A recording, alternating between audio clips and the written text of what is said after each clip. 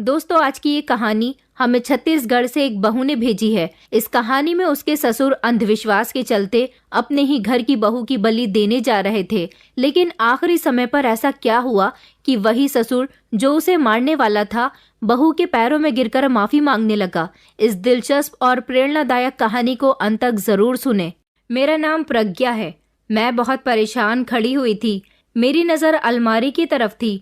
आज जो मैंने अपनी आंखों के सामने देखा था वो बहुत ही अजीब था। मेरा शरीर जमकर रह गया था। पूरे कमरे में मुझे एक हैवानियत सी महसूस हो रही थी। मुझे नहीं पता था कि मैं किसी घर में नहीं बल्कि एक बहुत बड़े नर्क में रह रही हूँ। मेरी किस्मत ना जाने आज मेरे साथ क्या खेल खेलने वाली थी। अभी मैं खड़ी यही सब कुछ सोच रही थी जब अचानक पीछे से वो आ गया और उसने मुझे आवाज लगाई, ये क्या कर रही हो यहाँ पर। मेरे तो होश ही उड़ गए थे। मेरे होठों से कोई शब्द नहीं निकल पा रहे थे। मेरे हाथ थर थर कांप रहे थे। अभी मैं उससे कुछ कहती, उसने झट से मेरा हाथ पकड़ लिया।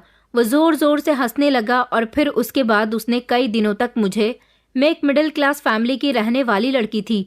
ये 3 साल पुरानी बात है, जब मैं कॉलेज में पढ़ती थी। मेरी पढ़ाई पूरी ही होने वाली थी। मेरे माता पिता अब मेरी शादी करवा देना चाहते थे, लेकिन मैं उनकी मर्जी के मुताबिक शादी नहीं करने वाली थी, क्योंकि मैं किसी और से प्यार करती थी। मैं जिस लड़के से प्यार करती थी वो मुझे दिलो जान से चाहता था। उसका नाम अतुल था। अतुल से मेरी मुलाकात 1 साल पहले अपने ही शहर में हुई थी। वो हमारे शहर में रहता तो नहीं था, उसका घर किसी गांव में था, मगर वो यहाँ पर नौकरी करता था। छुट्टियों में ही अपने घर जाया करता था। अतुल से मेरी मुलाकात तब हुई थी जब मुझे नौकरी करने का शौक चढ़ा था। मेरा इंटर कंप्लीट हुआ तो मुझे नौकरी करने की चाह जागने लगी। मैं अपना इंटरव्यू देने के लिए उसी कंपनी में गई थी जहां पर अतुल नौकरी करता था। वो एक बड़ी इंटरनेशनल कंपनी थी। मेरी एजुकेशन अभी इतनी नहीं थी। मैं बिना सोचे समझे और बिना अपनी फैमिली की परमिशन लिए ही अपना शौक पूरा करने के लिए घर से निकल पड़ी थी। लेकिन वहां जाने के बाद जब बॉस के साथ मेरा इंटरव्यू शुरू हुआ तो उन्होंने मेरी एजुकेशन को देखते हुए मुझे जॉब नहीं दी, मगर मैं कई दिनों तक वहां लगातार जाती रही कि मेरी नौकरी लग जाए, क्योंकि मुझे नौकरी करने का बहुत शौक था। मम्मी पापा कहते थे कि हम तुम्हें नौकरी करने की परमिशन नहीं देंगे, हमारे पास ऊपर वाले का दिया सब कुछ है, तो भला तुम घर से निकलकर नौकरी क्यों करना चाहती हो। अब उन्हें कौन बताता कि मेरी ख्वाहिश है कि मैं नौकरी करना चाहती हूँ। वो लोग तो सिर्फ अपनी मनमानी ही करते रहते थे, मगर फिर भी उनकी बात को इग्नोर करके मैं जब पहली बार उस ऑफिस में अपना इंटरव्यू देने के लिए गई थी तो मेरी मुलाकात अतुल से हुई थी। क्योंकि बॉस ने मुझे नौकरी नहीं दी थी और मैं सोच रही थी कि मैं उनसे थोड़ी मिन्नत करूंगी तो शायद वो मुझे नौकरी दे दें, लेकिन बड़ी कंपनियों में ऐसा नहीं होता। मैं वहीं दरवाजे पर खड़ी थक हार कर रो रही थी जब अतुल ने मुझे रोते हुए देखा और उसने मुझे बैठने के लिए कहा। वो मुझे समझाने लगा कि अभी तुम्हारी नौकरी करने की उम्र नहीं है, अभी तुम्हें आगे और एजुकेशन हासिल करनी होगी। मेरी उम्र वैसे भी बहुत कम थी। उसने मुझे इतने अच्छे तरीके से समझाया था कि मुझे उसकी बात जल्दी ही समझ आ गई थी। उसने मुझे कुछ ऐसी लड़कियों के बारे में बताया जो मजबूरी के तहत नौकरी करने के लिए निकल जाती हैं, मगर घर से निकलकर नौकरी करना लड़कियों के लिए कोई आसान काम नहीं होता। लड़की अपनी इज्जत को अपने हाथ में लेकर नौकरी करती है और अगर उसके हाथ से उसकी इज्जत छूट जाए तो वो लड़की कहीं की नहीं रहती। वो और ही लड़कियां होती हैं जो नौकरी करती हैं। कोई अपने घर की तरफ से मजबूर होती है तो कोई किसी बात से मजबूर होती है, लेकिन तुम्हारे पास तो कोई ऐसी मजबूरी भी नहीं है जिसके तहत तुम नौकरी करना चाहती हो। तुम्हारे घर वाले बहुत अच्छे हैं जो तुम्हें नौकरी करने से मना कर रहे हैं, लेकिन तुम्हें उनका कहना मानना चाहिए। हमें हमेशा अपने बड़ों की बात को अहमियत देनी चाहिए, क्योंकि कभी कभी हम बड़ों की बात ना मानकर कुछ ऐसे फैसले कर लेते हैं जिससे हम बहुत बड़ा नुकसान उठा लेते हैं। उसने कहा, मेरी मानो तो अपने माता पिता के कहने पर चलो। अगर वो लोग तुम्हें नौकरी नहीं करवाना चाहते तो तुम मत करो। अभी आगे और पढ़ाई करो, कामयाब बनो, तब जाकर नौकरी करना ज्यादा बेहतर रहेगा। वो समय तुम्हारे लिए एक ऐसा समय होगा जब तुम्हें नौकरी तलाश करने की जरूरत भी नहीं पड़ेगी। तुम खुद ही इतनी होनहार हो जाओगी कि लोग तुम्हें तुम्हारे पास खुद नौकरी ऑफर करने के लिए आया करेंगे। आज से पहले कभी भी मुझे किसी इंसान ने अतुल के जैसे नहीं समझाया था। अतुल बहुत इंटेलिजेंट और सुलझा हुआ लड़का था। मैं वहां से चली तो आई थी और फिर मैंने दोबारा नौकरी के लिए ट्राई भी नहीं किया। अपनी पढ़ाई पर ध्यान देना शुरू कर दिया। लेकिन उसके कुछ दिनों बाद मेरी मुलाकात अतुल से शॉपिंग मॉल में हुई थी।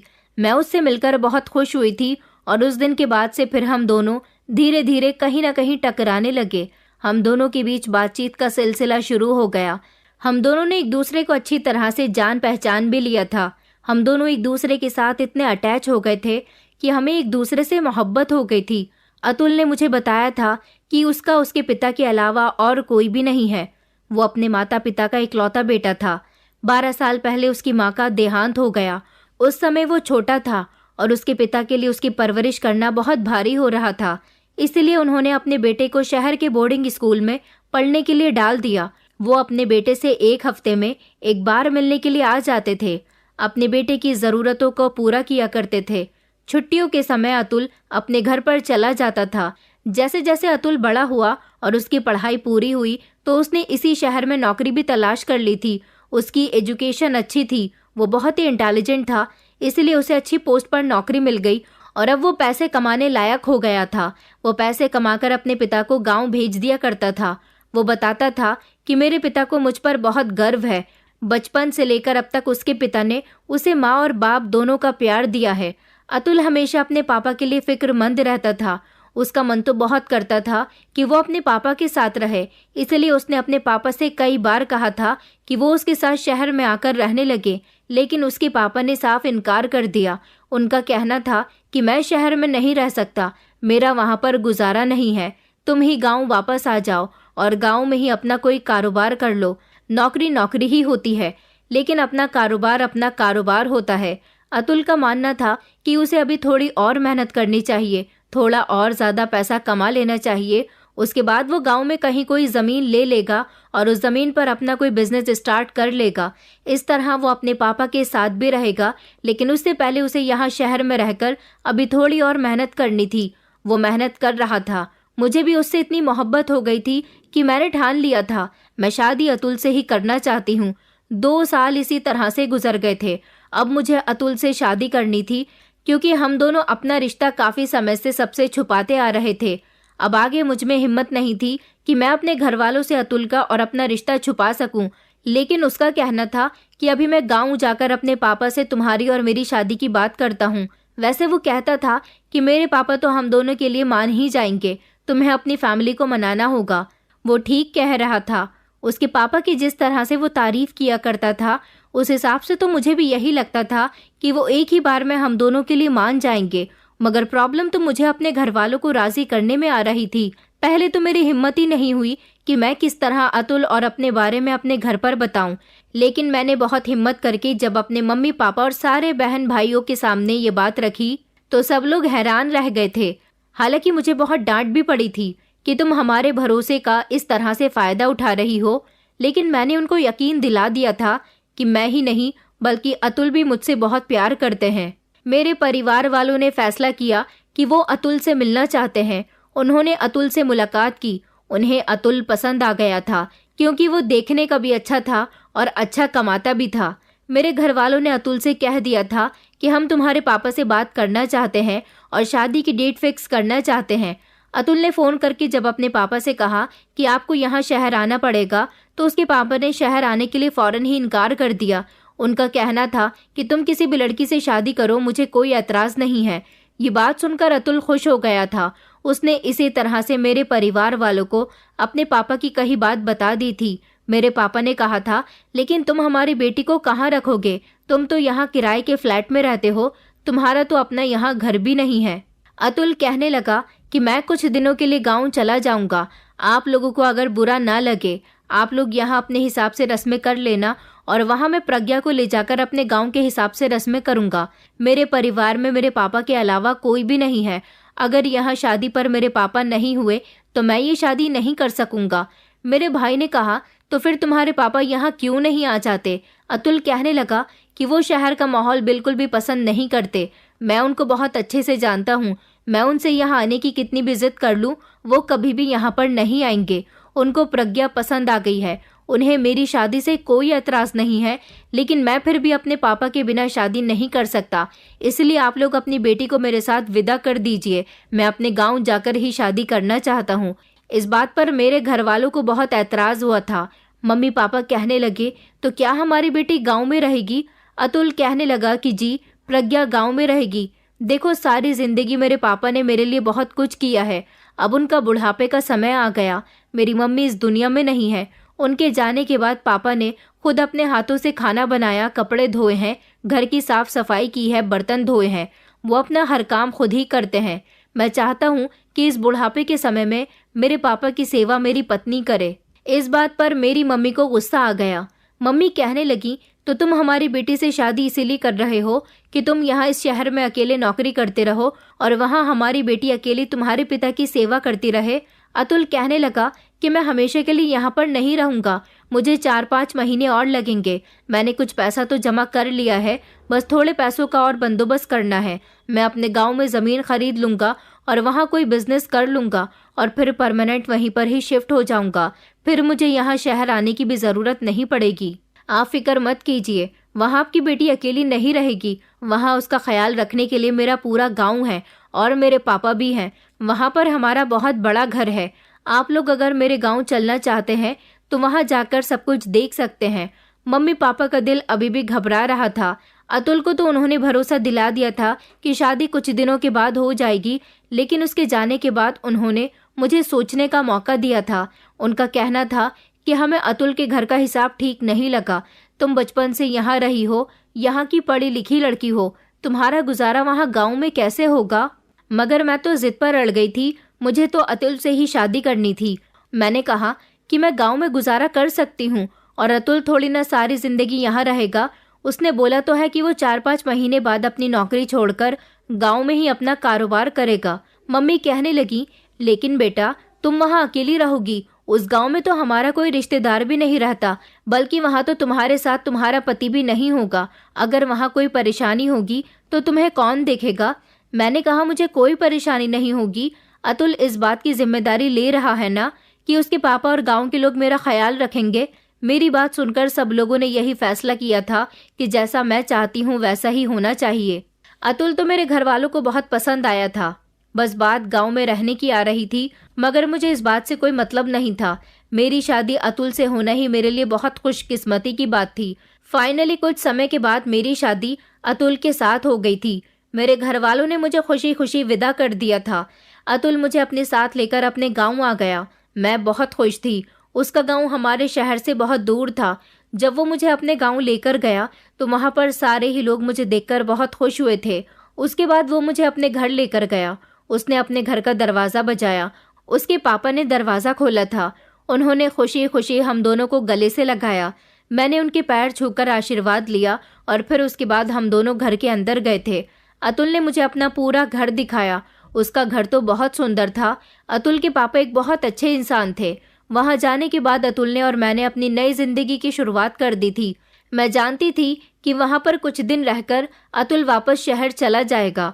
अतुल ने मुझसे वादा लिया था कि मैं उसके पापा की बहुत सेवा करूंगी, उनका बहुत अच्छे से ख्याल रखूंगी और अब इस घर की देखभाल मुझे ही करनी होगी। मैंने भी उनको भरोसा दिलाया था कि मैं आपके पापा की बहुत सेवा करूंगी। उन्होंने मुझसे वादा किया था कि मैं जल्द ही वापस आ जाऊंगा। अब मुझे तुम्हारे साथ रहना है। ये बात अभी तक मेरे ससुर को पता नहीं थी कि अतुल अपने साथ मुझे लेकर नहीं जाएंगे। अतुल ने शादी के अगले दिन जब अपने पापा को बताया कि पापा अगले हफ्ते मैं यहाँ से चला जाऊंगा, तो उसके पापा ने कहा कि बेटा बहू को यहाँ अपना गांव दिखाओ, कुछ दिन गांव में रुको, दोनों एक साथ वक्त बिताओ। वैसे भी तुम लोग यहाँ से जाने के बाद क्या पता कब वापस आओगे। ये बात सुनकर अतुल ने कहा कि पापा मैं यहाँ आपका ख्याल रखने के लिए आपकी बहू को छोड़कर जा रहा हूँ और अगली बार जब मैं यहाँ आऊँगा तो शायद फिर मैं यहाँ से भी वापस न जाऊँ। इस बार भले ही मैं यहाँ देर से वापस आऊँगा, लेकिन सारी जिंदगी अब यहीं पर रहने वाला हूँ। ये बात सुनकर तो जैसे मेरे ससुर चौंक गए थे। उन्हें शायद ये बात पसंद नहीं आई थी। उनके चेहरे पर एकदम घबराहट आ गई। वो कहने लगे, ये तुम क्या कह रहे हो और तुम्हारी नौकरी का क्या होगा? बहू यहाँ अकेले कैसे रहेगी? वो यहाँ किसी को जानती भी नहीं है। कहाँ वो शहर की रहने वाली लड़की और उसे तुम यहाँ इस गांव में छोड़कर जा रहे हो? मेरा मानना है कि तुम उसे अपने साथ ही ले जाओ। अतुल ने कहा कि नहीं पापा, अब 4-5 महीने के लिए मैं प्रज्ञा को अपने साथ वहाँ ले जाकर क्या करूँगा? वैसे भी मेरा असली घर और उसका असली ससुराल तो यही है। मेरे ससुर ने कहा कि 4-5 महीने से क्या मतलब है? अतुल कहने लगा कि मैं अब शहर में नहीं रहूंगा, नौकरी छोड़ दूंगा। मैंने इतने पैसे जमा कर लिए हैं कि मैं यहाँ आकर कोई ज़मीन खरीद लूंगा और यहीं पर अपना कोई बिजनेस सेट कर लूंगा। इस तरह मैं आपसे दूर भी नहीं रहूंगा। फिर हम लोग खुशी खुशी अपने घर में रहेंगे। सारी जिंदगी आप यहाँ अकेले रहे हो, अब आप अपने परिवार के साथ रहना। ये बात सुनकर मेरे ससुर को कोई भी खुशी नहीं हुई थी। मैं उनके चेहरे को देखकर समझ गई थी वो दिखावे की खुशी जाहिर कर रहे हैं। उन्होंने बातों ही बातों में कई बार अतुल से कहा था कि तुम्हें यहाँ आने की क्या जरूरत है, तुम जिस तरह शहर में नौकरी करते हो वैसे ही करते रहो, बहू को भी शहर ले जाओ। जबकि इस बात पर अतुल बार बार कह रहा था कि पापा मैं अब आपके साथ रहना चाहता हूँ, मगर उसके पापा को तो जैसे इस बात की कोई खुशी ही नहीं थी। मुझे ना जाने क्यों अतुल के पापा कुछ ठीक नहीं लगते थे। जैसे जैसे अतुल का और मेरा एक हफ्ता वहां पर गुजर गया था, एक हफ्ता पूरा होते ही अतुल को यहाँ से वापस जाना था। उन्होंने अपने सामान की पैकिंग शुरू कर दी थी। उनके पापा अभी भी उनको समझा रहे थे कि अपनी पत्नी को वापस ले जाओ, यहाँ बेचारी का मन नहीं लगेगा। ना तो मैं यहाँ से जाने के लिए तैयार थी और ना ही अतुल मुझे यहाँ से लेकर जाना चाहते थे। उन्होंने अपने पापा को भरोसा दिलाया कि मेरी पत्नी को यहीं पर एडजस्ट होना है, इसलिए वो यहीं रहेगी। और फिर पूरा एक हफ्ता मेरे साथ वो अपने गांव में गुजारकर वापस अपनी नौकरी करने के लिए शहर चले गए थे। उनके जाने के बाद मुझे उनकी बहुत याद आ रही थी। गांव के लोग बहुत अच्छे थे। जिस दिन से उन्हें पता चला था कि मैं गांव में आई हुई हूँ तो गांव की कोई ना कोई औरत मुझसे मिलने के लिए जरूर आती थी। मेरे ससुर एक मामूली से इंसान थे। मेरे पति के बिना मैं वहाँ अकेली तो थी, लेकिन सारा दिन मुझे अकेलापन महसूस नहीं होता था। मेरे ससुर तो ज्यादातर घर से बाहर ही रहते थे, मगर गांव की औरतें मेरे पास आकर मुझसे बातचीत करने लग जाती थीं। अतुल मुझे दिन में कई बार फोन किया करते थे, मुझसे मेरे हालचाल पूछते थे। मैं उनको बता दिया करती थी कि मैं यहाँ बहुत खुश हूँ, यहाँ के लोग बहुत अच्छे हैं और मेरा बहुत ख्याल रखते हैं। उसने अपने पापा के बारे में पूछा, और पापा कहाँ होते हैं, तुम्हारा ध्यान रखते हैं या नहीं। मैंने उनको बताया कि वो तो सारा दिन घर से बाहर रहते हैं। तो अतुल कहने लगे, क्यों, पापा तो ज्यादातर घर में ही होते हैं। पूरा एक हफ्ता मैं वहां रहा हूँ, मेरे सामने तो वो घर से बाहर भी नहीं निकले। मैंने कहा कि इस बारे में मैं नहीं जानती, तुम्हारी बात और है। अब वो सारा दिन अपनी बहू के होते हुए तो घर में नहीं रह सकते ना, इसलिए घर से बाहर चले गए होंगे। अतुल ने कहा कि चलो ठीक है, तुम अपना भी ख्याल रखना और पापा का भी। यहाँ रहते हुए मुझे बहुत अच्छा लग रहा था। मम्मी पापा से भी मेरी बात होती थी। उन लोगों को मैंने बता दिया था कि मैं यहाँ पर बहुत खुश हूँ। मेरे ससुर हर रोज ही घर से बाहर निकल जाते थे। वो इतनी सुबह सुबह चले जाया करते थे कि उस समय मैं सोकर भी नहीं उठती थी और शाम के समय तक घर वापस आ जाते थे। उनके हाथ में 2 थैले होते थे। कई दिन हो गए थे मैं पूरे घर की सफाई करती थी, लेकिन अभी तक मैं अपने ससुर जी के कमरे की सफाई करने के लिए नहीं गई थी। मैंने सोचा कि किसी दिन पापा मेरी शिकायत अतुल से ना कर दें कि बहू मेरे कमरे की सफाई नहीं करती, इसलिए मैं उनके कमरे की सफाई करने के लिए चली गई थी। वो उस समय घर में मौजूद नहीं थे। उनके कमरे के अंदर कदम रखते ही मुझे बड़ा अजीब महसूस हुआ था। ऐसा लग रहा था जैसे कमरे के अंदर आते ही मेरा दिल बहुत घबरा रहा है। एक अजीब सी खुशबू पूरे कमरे में फैली हुई थी, जैसे कि कमरे के अंदर अगरबत्तियां जलाई गई हैं। मेरे ससुर जी का कमरा बहुत सादा था। कमरे के अंदर एक पुरानी सी अलमारी खड़ी हुई थी, चारों तरफ कबर्ड बने हुए थे और एक सिंगल बेड पड़ा हुआ था जिस पर बड़ी पुरानी सी चादर थी। ऐसा लग रहा था जैसे ना जाने कब से बिस्तर से चादर चेंज नहीं की गई है। एक ड्रेसिंग भी रखी हुई थी। शायद ये सारा ही सामान अतुल की माँ के दहेज का था। सामान पर काफी हद तक धूल थी। एक अजीब बात यह भी थी कि जमीन पर बुझी हुई माचिस की तीलियां पड़ी हुई थी, जिनको देखकर ऐसा लगता था कि माचिस को इस्तेमाल करने के बाद यहीं पर फेंक दिया गया है। कमरा बहुत हद तक गंदा हो रहा था। मैंने सबसे पहले चारों तरफ से धूल साफ की और उसके बाद बेडशीट तलाश करने लगी। मैंने जैसे ही अपने ससुर की अलमारी खोलकर देखी तो अलमारी के अंदर मुझे कुछ कपड़े रखे हुए नजर आए थे जो कि मेरे ससुर जी के थे। मैंने बेडशीट तलाश करने की कोशिश की तो अचानक मेरी नजर ऐसे कपड़ों पर गई जिन्हें देखकर मैं चौंक गई थी। मैंने उनको निकाला और गौर गौर से देखने लगी, क्योंकि ये ऑरेंज कलर के कपड़े थे। ऐसे कपड़े जैसे कि बाबा लोग पहना करते हैं, धोती कुर्ता और पास में ही कुछ मालाएं भी रखी हुई थी। मैंने उनको वहीं पर रख दिया था और मैं कमरे में मौजूद कबर्ड खोलकर उनमें बेडशीट तलाश करने लगी। सारे ही कबर्ड्स में कोई ना कोई सामान रखा हुआ था। मुझे बेडशीट कहीं नहीं मिल रही थी। इन सारे कबर्ड में से एक कबर्ड ऐसा था जिसमें लॉक लगा हुआ था। वो खुल ही नहीं रहा था। मैंने उसे खोलने की काफ़ी कोशिश की मगर वो नहीं खुला और उसकी चाबी भी मुझे कहीं नज़र नहीं आ रही थी। फिर मैं अपने कमरे में आई और अपनी बेडशीट निकाल कर मैंने बेड पर बिछा दी थी। फिर मैंने झाड़ू लगानी शुरू की। जैसे ही मैंने झाड़ू बेड के नीचे डालकर कूड़ा निकालने की कोशिश की तो वहाँ पर कूड़े के साथ साथ बहुत सारे बाल भी निकल कर आए थे। वो इतने ढेर सारे बाल थे, ऐसा लग रहा था जैसे उन बालों को ना जाने कब से इकट्ठा किया जा रहा है। मुझे लगा कि मेरे ससुर के ही बाल होंगे, मगर फिर मुझे याद आया कि पापा के बाल कैसे हो सकते हैं। पापा तो आगे से गंजे हैं और उनके पीछे की साइड में छोटे छोटे बाल हैं। इन बालों को देखकर तो साफ पहचाना जा सकता था कि ये किसी औरत के बाल हैं, क्योंकि ये बाल बहुत लंबे थे और ज्यादा तादाद में थे। मैं हैरान रह गई थी। मैंने उन बालों को फेंक दिया था। अपने ससुर के कमरे को मैंने बहुत अच्छे तरीके से साफ कर दिया था और उसके बाद मैं अपने कमरे में आ गई थी। रात के समय जब मेरे ससुर घर में आए और अपने कमरे में गए तो वो थोड़ी देर बाद ही चिल्लाते हुए बाहर निकले। उन्होंने मुझे आवाज़ लगाई। मैं उनके पास गई तो उन्होंने मुझसे कहा कि बहू, ये क्या हरकत है। मैंने अनजान बनते हुए कहा, पापा कौन सी हरकत, क्या हुआ है। वो कहने लगे कि तुम मेरे कमरे में क्यों गई थी और तुमने मेरे सामान के साथ छेड़छाड़ क्यों की है। मैंने कहा, पापा मैंने आपके सामान के साथ कोई छेड़छाड़ नहीं की, मैं तो आपके कमरे को साफ करने के लिए गई थी। उन्होंने कहा कि मैंने तो तुमसे नहीं कहा था कि मेरे कमरे की सफाई करो, तो फिर मेरी इजाज़त के बिना तुम वहाँ क्यों गई। मैंने कहा, पापा आपका कमरा बहुत गंदा हो रहा था। वो कहने लगे कि आइंदा मेरी इजाज़त के बिना मेरे कमरे में मत जाना। मुझे अपने ससुर का ये अंदाज बिल्कुल भी पसंद नहीं आया था। वो बहुत गुस्से में लग रहे थे। मैं भी गुस्से में आकर अपने कमरे में बैठ गई थी और मैंने उसी समय अतुल को फ़ोन लगाकर उनके पापा के बिहेवियर के बारे में बता दिया। मैंने अतुल से कहा कि अगर मैंने तुम्हारे पापा के कमरे की सफाई लगा दी तो इसमें कौन सा गलत किया। वो तो मुझ पर ऐसे भड़क रहे हैं जैसे मैंने न जाने क्या कर दिया हो। अतुल तो मेरी बातों पर इतनी जोर जोर से हंस रहे थे कि मुझे भी हंसी आ गई। मैंने कहा कि इसमें हंसने वाली क्या बात है। वो कहने लगे, दरअसल पापा इतने सालों से अकेले रह रहे हैं ना, और अब तुमने उनके घर को साफ करना शुरू कर दिया, इसलिए उन्हें ये सब अच्छा नहीं लगा होगा। धीरे धीरे उनकी आदत हो जाएगी। तुम पापा की बातों का बुरा मत माना करो। अगले दिन मैं किचन में खाना बना रही थी जब अचानक मेरे ससुर अपना थैला लेकर घर के अंदर आ गए। हर बार उनके हाथ में ये दोनों थैले ही क्यों हुआ करते थे, मैं बार बार यही सोचती थी।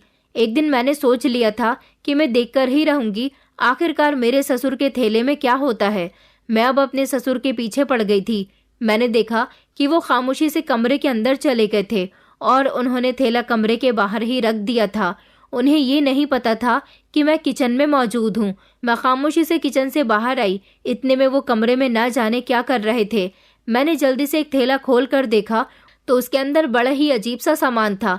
एक गुड़िया उसमें रखी हुई थी, बहुत सारी सुइयां मौजूद थी, नींबू, हरी मिर्च, काला कोयला और राख भी रखी हुई थी। मैं ये सब देखकर हैरान रह गई थी। अभी मैं चोरी चुपके ये सब देख ही रही थी। मैं दूसरा थैला नहीं देख पाई थी क्योंकि मुझे अपने ससुर के कमरे से बाहर निकलने की आहट सुनाई दे गई थी। मैं फौरन वहां से हटकर खड़ी हो गई और थैलों को भी मैंने वैसे का वैसा ही रख दिया। इतने में ही मेरे ससुर जी कमरे से बाहर निकले और मुझे गौर से देखने लगे। कहने लगे कि तुम यहाँ पर क्या कर रही हो। मैंने कहा, मैं तो बस आपसे खाने का पूछने के लिए आ रही थी। वो कहने लगे कि मुझे अभी खाना नहीं खाना।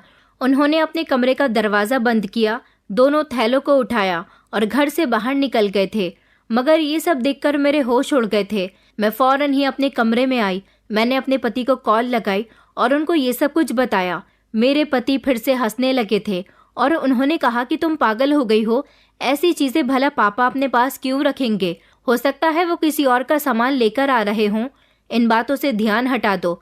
मैंने तुमसे कहा है ना कि पापा को ज्यादा सीरियस मत लिया करो। जितना भी सामान मेरे ससुर के पास था वो सब कुछ तो दर्शा रहा था। मुझे ऐसा लग रहा था जैसे मेरे ससुर किसी तरह का जादू टोना करते हैं, क्योंकि ऐसा सामान तभी काम में आता है। अब मुझे अपने ससुर पर नजर रखनी थी और अपने पति को भी यकीन दिलाना था कि उनके पापा जरूर कुछ न कुछ तो ऐसा करते हैं जो ठीक नहीं है। मुझे याद आया कि मेरे ससुर के कमरे में मुझे बहुत सारी अजीब चीजें मिली थी और एक कबर्ड में ताला भी लगा हुआ था। जरूर उसमें भी कुछ न कुछ होगा। मैंने नोटिस करना शुरू कर दिया था कि मेरे ससुर जी कब घर के अंदर आ रहे हैं और कब घर से बाहर जा रहे हैं। रात को भी मैं उन पर नजर रखने लगी थी। वो खाना खाने के तुरंत बाद ही कमरे के अंदर चले जाते थे और कमरे का दरवाजा अंदर से बंद कर लिया करते थे। आधी रात का समय था। मैं बिस्तर पर लेटी हुई थी जब अचानक मुझे ऐसा लगा जैसे घर में कुछ अजीब सा हो रहा है, कुछ अजीब सी आवाज जो बहुत दूर से आ रही है, क्योंकि हमारे घर में बिल्कुल शांति नहीं थी। मुझे बहुत गर्मी लग रही थी और यहाँ पर एसी भी नहीं था, क्योंकि वो गर्मियों के दिन थे। मैंने सोचा अभी मुझे नींद भी नहीं आ रही है, मैं कुछ देर के लिए छत पर चली जाती हूँ, क्योंकि कमरे के अंदर मुझे बहुत घुटन महसूस हो रही थी। मैं अपने कमरे से बाहर निकली। अचानक मेरी नज़र ससुर जी के कमरे के दरवाजे पर गई। उनके कमरे के दरवाजे के ऊपर रोशनदान बना हुआ था। रोशनदान से धीमी धीमी रोशनी आ रही थी। ये वाइट रोशनी नहीं थी, बल्कि पीली पीली सी रोशनी थी। कभी रोशनी तेज होती तो कभी रोशनी हल्की हो रही थी। मैंने सोचा इस समय पापा जाग क्यों रहे हैं। मुझे अच्छी तरह से याद है कि उनके कमरे में तो वाइट लाइट लगी हुई थी, तो फिर पीली रोशनी क्यों बाहर आ रही है। मुझे कुछ खटका सा महसूस हुआ। मैं धीमे धीमे कदमों से कमरे के दरवाजे तक पहुंची। दरवाजे में थोड़ी सी झिरी खुली हुई थी। मैंने उससे अंदर की तरफ झांकने की कोशिश की। मुझे ज्यादा साफ तो कुछ दिखाई नहीं दिया था, बस इतना दिखाई दे रहा था कि मेरे ससुर ने कमरे में बहुत सारी मोमबत्तियां जलाई हुई हैं और वो अकेले ही अकेले बातें कर रहे हैं। वो बातें कर रहे थे या कुछ पढ़ रहे थे, ये तो मेरी समझ नहीं आया, मगर मुझे उनके बोलने की लगातार आवाज आ रही थी। ये सब कुछ बड़ा ही खतरनाक था। मैं पीछे हट गई। मैंने सोचा कि जरूर मेरे ससुर ठीक इंसान नहीं है, वो कुछ तो बहुत गलत कर रहे हैं। अगले दिन सुबह के समय जैसे ही मेरे ससुर अपने कमरे से बाहर निकले, फौरन ही मैं उनके कमरे में चली गई। कमरे के अंदर मैंने देखा कि वही गुड़िया जो पहले मैंने पापा के थैले में देखी थी, वो जमीन पर पड़ी हुई थी और उसमें ढेर सारी सुइयां चुभी हुई थी। आगे को कोयले से एक गोल घेरा बना हुआ था, बीच में नारियल रखा हुआ था, साइड में नींबू मिर्चे रखे हुए थे। मैं तो ये सब देखकर हैरान रह गई थी। इस चीज से ये साफ पता चलता था कि मेरे ससुर जादू टोना करते हैं। मैंने फौरन ही अपना मोबाइल निकाला और अपने पति को पूरे कमरे के फोटोज क्लिक करके भेज दिए। उसके बाद मैं पापा के कमरे की तलाशी लेने लगी। मैंने अलमारी खोलकर उसके सारे कपड़े निकाले तो मुझे अलमारी से दाढ़ी मूंछ और काले रंग का धोती कुर्ता भी मिला था। उस दिन मैंने ऑरेंज कलर का देखा था। अलमारी के कोने में एक रुमाल में लिपटा हुआ छोटा सा चाकू रखा हुआ था जो बहुत तेज धारदार था। मैंने उसको वैसे ही लपेट कर रख दिया, लेकिन उसका फोटो भी मैंने अपने मोबाइल में ले लिया था। फिर मैं ड्रेसिंग की तरफ गई। मैंने ड्रेसिंग खोल कर देखा तो उसमें बहुत सारे ताबीज रखे हुए थे और सिंदूर भी था। आखिर सिंदूर का मेरे ससुर जी क्या करते हैं। मैंने बेड पर पीछे गद्दे हटाकर देखे तो वहां भी मुझे बहुत सारे ताबीज रखे हुए नजर आए थे।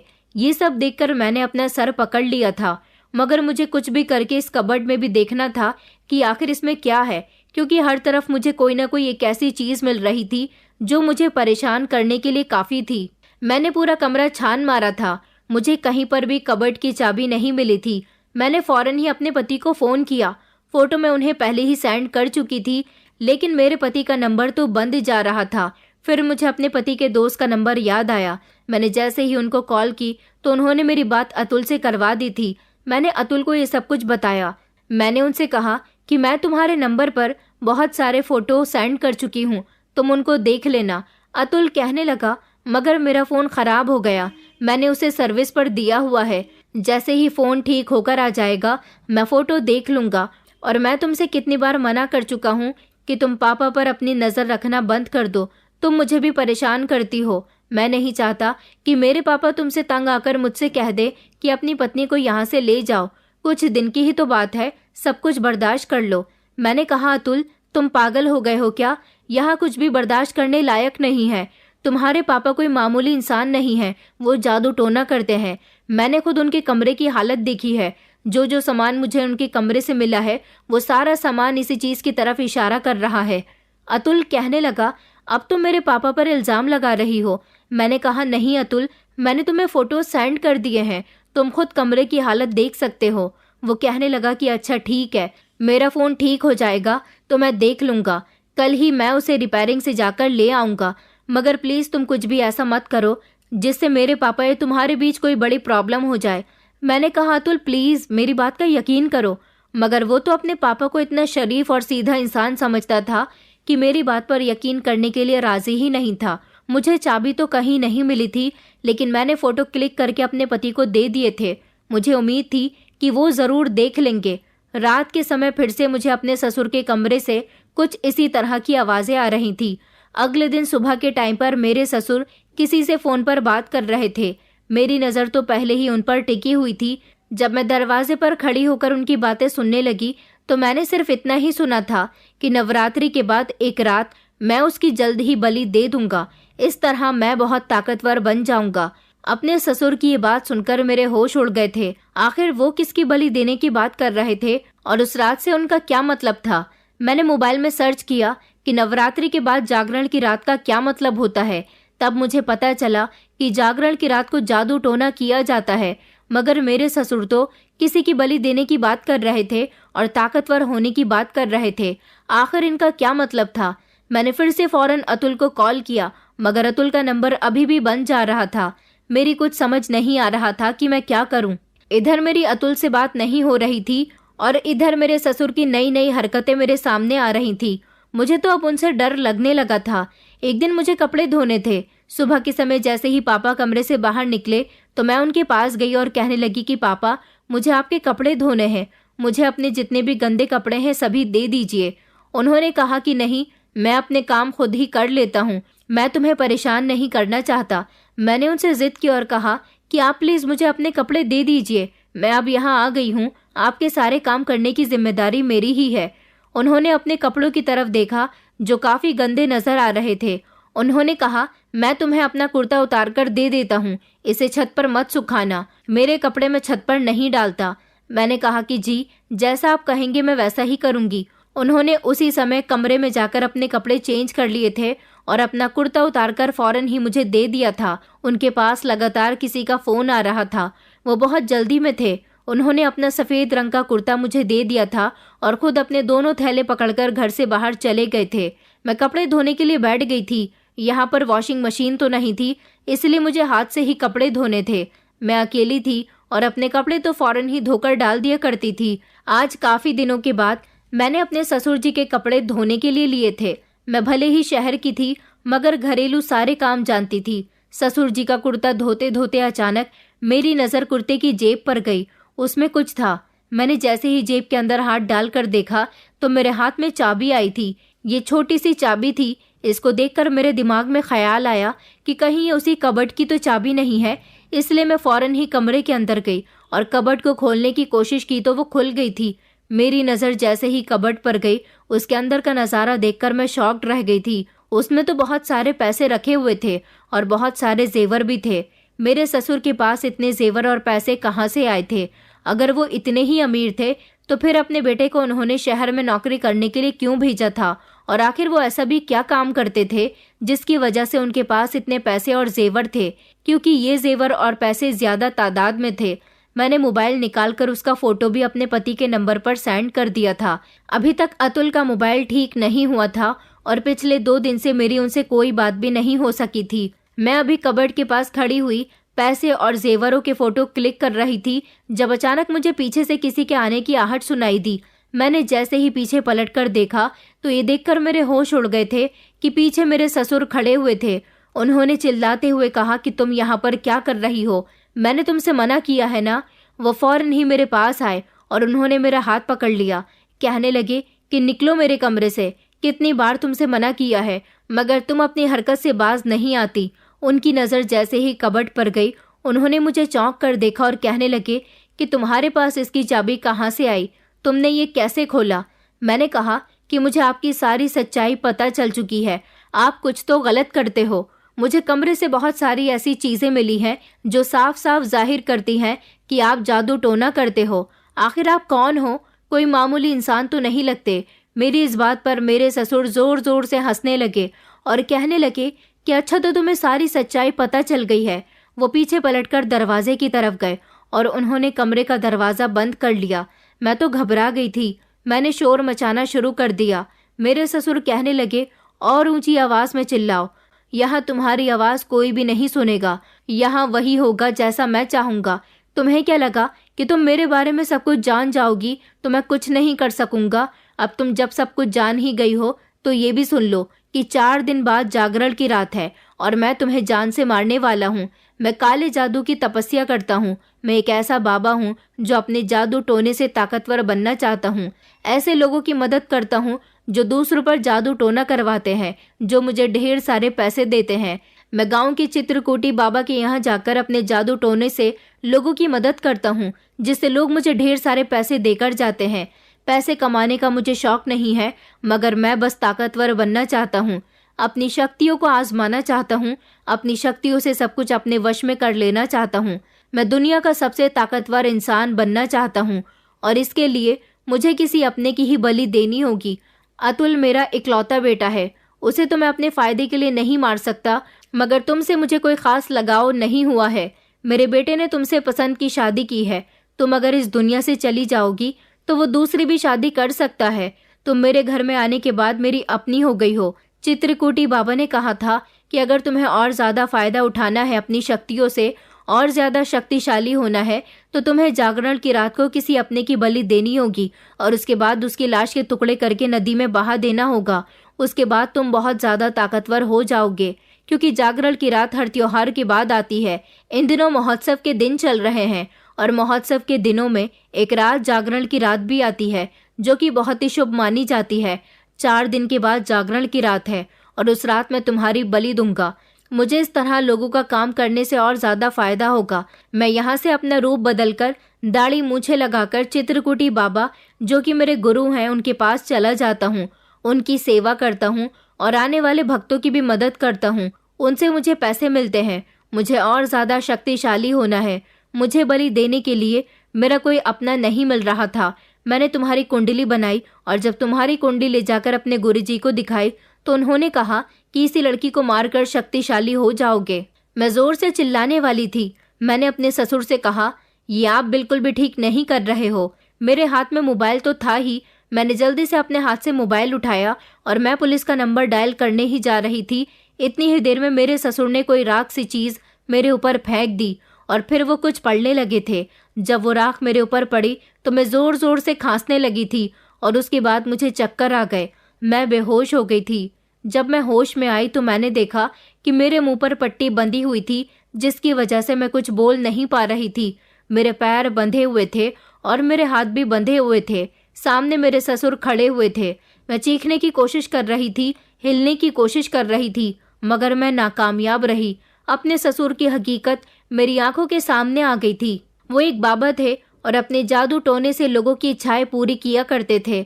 इससे बहुत ताकतवर भी हो रहे थे, अपनी शक्तियों का इस्तेमाल भी कर रहे थे, और उन्हें पैसा भी मिल रहा था।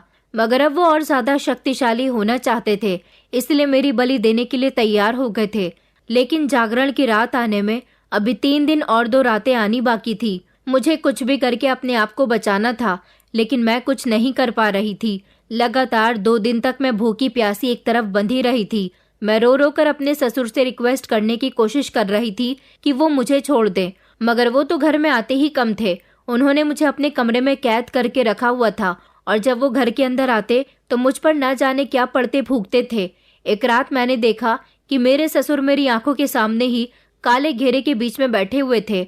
उन्होंने काले रंग के कपड़े पहने हुए थे, माथे पर लाल रंग का टीका था। उनके आगे बहुत सारा सिंदूर रखा हुआ था। सिंदूर उठाकर उन्होंने मेरे माथे पर लगा दिया था। कमरे में अजीब सा घबराहट भरा माहौल था। चारों तरफ से अगरबत्ती की खुशबू आ रही थी। मोमबत्ती की रोशनी पूरे कमरे में फैली हुई थी। उन्होंने कहा था कि कल मैं तेरी बलि दूंगा, कल रात को चांद के निकलने के फौरन बाद ही। मैं जानती थी कि अब मेरी जिंदगी ज्यादा नहीं है, क्योंकि मेरे पति को मेरी बात पर यकीन नहीं था। वो अपने पिता को बहुत अच्छा समझते थे, और उन्हें तो ये भी नहीं पता था कि यहाँ मेरे साथ क्या हो रहा है। मेरा मोबाइल भी मेरे ससुर के पास ही था। पिछले 3 दिन और 2 रातों से मैं भूखी प्यासी यहाँ बंधी हुई थी। ना तो मेरी आवाज निकल पा रही थी और ना ही मैं कोई हरकत कर पा रही थी। मैं रो रही थी, अपने पति को याद कर रही थी, और मुझे बहुत बेबसी महसूस हो रही थी। मुझे अब समझ आ रहा था कि मेरे माता पिता यहाँ मुझे अकेले भेजने के लिए क्यों परेशान हो रहे थे। लेकिन मैंने उनकी बात नहीं मानी, और फिर वो वक्त भी आ गया था जब मेरे ससुर मेरी बलि चढ़ाने वाले थे। जागरण की रात आ चुकी थी। मेरे हाथ पैर अभी भी बंधे हुए थे, यहाँ तक कि मेरे शरीर पर निशान आ चुके थे। भूख प्यास से मेरा बुरा हाल हो रहा था। मेरे ससुर अलमारी की तरफ गए उन्होंने अलमारी खोलकर कपड़े में लिपटा हुआ वही चाकू निकाला जो एक बार मेरे हाथ लगा था, और उस चाकू को निकालकर वो उसकी धार तेज करने लगे। मैं तो उनको देखकर डर गई थी। मुझे अपनी मौत सामने खड़ी हुई नजर आ रही थी। उन्होंने पूरे कमरे का माहौल फिर से डरावना सा बना दिया था। उन्होंने कहा कि आज मैं बहुत शक्तिशाली बनने जा रहा हूँ। वो अपनी पहचान छुपाकर बाबा वाला काम किया करते थे, क्योंकि वो नहीं चाहते थे कि उनके बेटे को ये सब कुछ पता चले। उनका बेटा एक पढ़ा लिखा इंसान था। वो इन मनगढ़ंत बातों पर कभी भी विश्वास नहीं करता। तभी तो वो मुझे और अतुल को यहाँ नहीं रोकना चाहते थे। मुझे अपनी गलती पर एहसास हो रहा था। मुझे यहाँ रुकना ही नहीं चाहिए था। पहले ही मुझे यहाँ से भाग जाना चाहिए था। वो अपने बेटे के सामने तो घर से बाहर भी नहीं निकलते थे, कहीं उसे अपने पिता पर शक न हो जाए। उनके एक थैले में जादू टोना करने वाला सामान होता था, जबकि दूसरे एक थैले में पैसे हुआ करते थे जो वो अपने गुरु के पास से कमाकर लाया करते थे। मेरी तो जान निकली जा रही थी। मुझे बहुत डर लग रहा था। मैं भगवान से बार बार प्रार्थना कर रही थी कि मेरी जान बच जाए। मेरे ससुर ने सोच लिया था कि वो मेरे पति को बता देंगे कि मैं घर से भाग गई हूँ या कहीं खो गई हूँ, मगर वो मुझे रास्ते से साफ हटाना चाहते थे। मेरे ससुर ने मुझे बालों से पकड़ा और वो मुझे घसीटते हुए उस गोल घेरे में लेकर आ गए थे। उन्होंने मेरे हाथ पर लाल रंग का धागा बांध दिया और कुछ पढ़ने लगे। मैं उनको देख रही थी। उनकी आंखें अचानक लाल हो गई। उन्होंने हाथ में चाकू लिया। मेरी आंखों में आंसू थे और मैं बार बार गर्दन हिलाकर उनसे मना कर रही थी। उन्होंने चाकू तेज रफ्तार से ऊपर की तरफ उठाया। मैं जमीन पर ही लेटी हुई थी और उनको देख रही थी। वो चाकू से मेरी गर्दन काटने ही वाले थे। मैंने अपनी आंखें बंद कर ली थी जब अचानक तेज रफ्तार से कमरे का दरवाजा खुल गया और मेरा पति कमरे के अंदर दाखिल हुआ था। अतुल को देखकर तो मेरी जान में जान आ गई थी। अतुल ने झट से अपने पिता का हाथ पकड़ लिया और उसने जोर जोर से चिल्लाना शुरू कर दिया। वो इतनी जोर जोर से चिल्ला रहा था कि उसकी आवाज के साथ साथ आस पड़ोसी भी घर के अंदर दाखिल हो गए। अतुल ने मेरे हाथ खोले, मेरे मुंह से पट्टी हटाई, मेरे पैर भी खोल दिए। मैं अतुल के गले लगकर फूट फूट कर रोने लगी थी। अतुल ने कहा कि इस आदमी को पकड़ लो, क्योंकि मेरे ससुर भागने की कोशिश कर रहे थे। गांव के बहुत सारे लोग शोर शराबे की आवाज से इकट्ठा हो गए और मेरे ससुर जी को सबने दबोच लिया था। उनका एक अजीब ही रूप सबके सामने आ गया था। मेरे ससुर का बाबा वाला एक अलग ही रूप था और वो बाबा के रूप में मौजूद थे। जब मेरे पति ने उनकी दाढ़ी मूंछ हटाई तो वो अपने पिता को पहचान गया था। मैंने सब लोगों के सामने अपने ससुर की हकीकत अपने पति को बता दी थी, मगर हैरान करने वाली बात यह थी कि इस समय ऐसे मौके पर मेरा पति यहाँ कैसे पहुंचा। उन्हें कैसे पता चला कि मैं इतनी बड़ी मुसीबत में हूँ। मेरे पति ने कहा कि 3 दिन पहले जब मेरा मोबाइल रिपेयर होकर आया तो तुम्हारे भेजे हुए सारे फोटोज मैंने देखे थे। मैं पहचान गया था कि ये कमरा पापा का है, और जो तुम कहती थी कि पापा जादू टोना करते हैं, इस बात का विश्वास मुझे पापा के कमरे के फोटोज देखकर हो गया था। 3 दिन पहले जब तुमने मुझे कबर्ड में रखे हुए पैसे और जेवरात के फोटोज भेजे थे, उसे भी मैंने देख लिया था। और फिर उसके बाद से ही जब भी मैं तुम्हारा नंबर ट्राई कर रहा था, तुम्हारा फोन बंद जा रहा था। मेरी तो तुमसे रोज बात होती थी। 2-3 दिन मेरा फोन खराब रहा, लेकिन तुम्हारा फोन लगातार बंद जा रहा था। मैं घबराने लगा कि कहीं तुम्हारे साथ कुछ गलत तो नहीं हो रहा। मैंने तुम्हारे फोन की लोकेशन निकलवाई तो पता चला कि तुम्हारा फोन घर में ही मौजूद है। मुझे कुछ अजीब अजीब सा महसूस हो रहा था, इसलिए मैं फौरन ही वहां से घर आने के लिए निकल गया। और जब मैं यहाँ आया तो मैंने देखा कि पापा के कमरे का दरवाजा बंद है। मैंने तुम्हें पूरे घर में देख लिया था। मैंने झट से कमरे का दरवाजा खोल दिया और जो कुछ मेरी आंखों के सामने था उससे पापा की सारी सच्चाई मेरी आंखों के सामने आ गई। तुम मुझसे सच कहती थी कि मेरे पापा कोई नॉर्मल इंसान नहीं है। आज उनकी सच्चाई मेरे सामने आ गई तो मुझे एहसास हुआ कि मुझे पहली ही बार में तुम्हारी बातों पर यकीन कर लेना चाहिए था। मोबाइल खराब होने की वजह से मैं तुम्हारे भेजे हुए फोटो नहीं देख सका था, लेकिन जब तुमने पापा के कमरे के ऐसे हालात का फोटो भेजा तो मैं समझ गया था कि तुम पापा के कमरे में मौजूद हो। पापा किसी को अपने कमरे में जाने नहीं देते। इसका मतलब ये है कि कुछ ना कुछ तो गड़बड़ जरूर है। मैं तुम्हारे लिए काफी परेशान हो गया था। अच्छा हुआ मैं यहाँ वक्त पर पहुँच गया, वरना ना जाने क्या होता। मेरे ससुर बहुत शर्मिंदा हो रहे थे। मैंने अपने पति को और गांव के लोगों को सब कुछ बता दिया था। सब लोग शक्तिशाली बाबा के नाम से मेरे ससुर को जानते थे, मगर उनको ये नहीं पता था कि शक्तिशाली बाबा मेरे ससुर ही हैं, क्योंकि वो अपना रूप बदलकर वहां जाते थे और यहाँ एक मामूली इंसान की तरह रहते थे। मेरे ससुर की सारी सच्चाई सब लोगों के सामने आ गई थी और अब सबके सामने जो कुछ भी था उस हिसाब से मेरे पति ने अपने पिता को अरेस्ट करवा दिया था, क्योंकि वो मुझे मारने जा रहे थे। मेरे पति को ये उम्मीद नहीं थी कि उनके पिता इतना बड़ा काम भी कर सकते हैं। मेरे पति ने वक्त पर आकर मुझे बचा लिया था और इस तरह मैं जिंदा बच गई थी। कभी कभी हमें पता नहीं होता कि हमारे कुछ खास रिश्ते हमें इस तरह भी नुकसान पहुंचाने की कोशिश करते हैं। मेरे ससुर आज भी जेल में हैं। अगर थोड़ी सी भी देर और हो जाती तो वो मुझे मारकर बहुत शक्तिशाली हो जाते, ऐसा उनका मानना था। वो भले ही अपने जादू टोने से शक्तिशाली हो सकते थे, लेकिन मेरे पति मुझसे बहुत मोहब्बत करता था। उसकी मोहब्बत उसे यहाँ तक खींच लाई थी। वो आज भी जेल में है। मेरे पति ने अपने पिता से सारे संबंध खत्म कर दिए और उस घर से जादू टोने वाला सारा सामान उठाकर बाहर फेंकवा दिया। मेरे ससुर के साथ साथ उनके गुरु और बाकी सारे लोगों को भी अरेस्ट कर लिया गया, जो लोगों का ब्रेन वॉश कर रहे थे। मेरा पति मुझे वापस शहर लेकर आ गया था और अब मैं शहर में ही रहती हूँ।